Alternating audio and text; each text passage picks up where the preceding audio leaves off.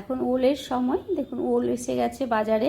এটা সাঁতরাগাছি ওল। ওল টুকরো করে কেটেছি, আলুও কেটেছি। এখানে গরম জলে ওল আর আলুটা দিয়ে দিলাম, দিয়ে আমি সেদ্ধ করে নিচ্ছি ঢাকনা দিয়ে। বেশ কিছুক্ষণ 5 মিনিট মতন সেদ্ধ করে নেব, আঁচটা মিডিয়ামেই আছে। তারপরে ঢাকনা খুলে দেখছি ওলও সেদ্ধ হয়ে গেছে, আলুও সেদ্ধ হয়ে গেছে। এবারে সর্ষের তেল গরম করেছি, গরম করে আলু প্রথমে ভেজে দিচ্ছি। লাল লাল করে আলুটা ভাজবো।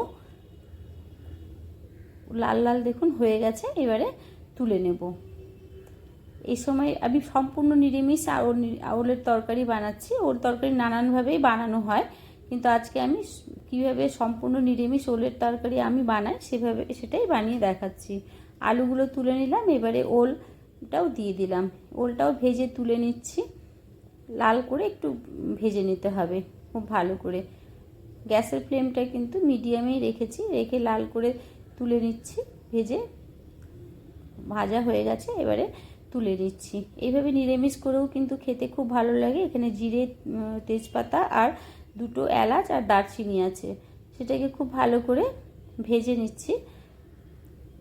ভালো করে ভেজে নিতে হবে ফোড়নটাকে। ভেজে নিয়ে তারপরে এতে আমি মশলা দেব।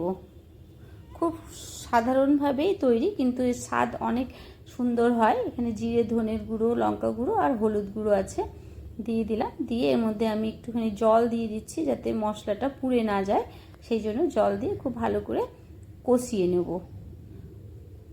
কষিয়ে নিয়ে তারপরে এর মধ্যে আমি দেব একটু আদা বাটা, 1 চামচ আদা বাটা এতে দিচ্ছি। দিয়ে আদাটাকে দিয়েও খুব ভালো করে কষিয়ে নেব। আমার ভিডিওটি যদি আপনাদের ভালো লাগে তাহলে আমার চ্যানেলটিকে অবশ্যই সাবস্ক্রাইব করে নেবেন, বেল আইকনটি প্রেস করে দেবেন, তাহলে যা নতুন ভিডিও আপলোড করব আপনাদের কাছে নোটিফিকেশান চলে যাবে।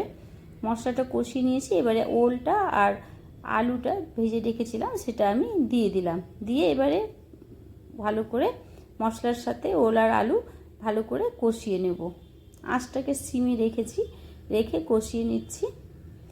একটি লাইক করে দেবেন যদি ভালো লাগে, তাহলে অবশ্যই কমেন্ট করে দেবেন। যদি ফেসবুক পেজ থেকে দেখে তাহলে ফেসবুক পেজটি ফলো করে নেবেন।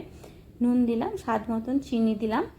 নিরামিষ রান্না একটু চিনি দিলে ভালো হয়, যে কোনো নিরামিষ রান্নাতে আমি একটু চিনি দিই। খুব ভালো করে কষিয়ে নিচ্ছি। কষিয়ে নিয়ে তারপরে আমি এতে নর্মাল জলই এতে আমি দেব, কোনো গরম জল দিচ্ছি না। দেখুন প্রায় কষানো হয়ে গেছে, এবারে দিলাম জল। বেশি ঝোল হবে না, গামাখোমাখোই বানাবো, সেই জন্য এমনি তো ওল আর আলু সেদ্ধই প্রায় হয়েছিল, সেই জন্য সেই বুঝেই জল এতে আমি দিলাম। দিয়ে কিছুক্ষণ ঢেকে রাখবো, ঢেকে সেদ্ধ করে নেব। ঢেকে ঢেকে রান্নাটা করি আস্তে আস্তে সিম আঁচ করে। একটু সময় লাগে ঠিকই, কিন্তু ঢেকে রান্না করে আঁচটা কম করে রান্না করলে রান্নাতে কিন্তু স্বাদ ভালো হয়। একটুখানি ভালো করে খুন্তি দিয়ে ভেঙে দিচ্ছি আলু আর ওলটাকে, তাহলে একটু মাখো মাখো হবে। আবারও কিছুক্ষণ ঢেকে রাখলাম। দেখুন প্রায় সেদ্ধ হয়ে গেছে সম্পূর্ণ, আর সবজিটা খুব সুন্দরভাবে মিশে গেছে। এরপরে আমি গরম মশলা আগে একটু ফোড়ন দিয়েছিলাম, সেই জন্য আমি আর গরম মশলা দিলাম না, ঘি দিলাম। নিরামিষ রান্না একটু ঘি দিলে ভালো লাগে। ব্যাস রেডি হয়ে গেল ওলের তরকারি।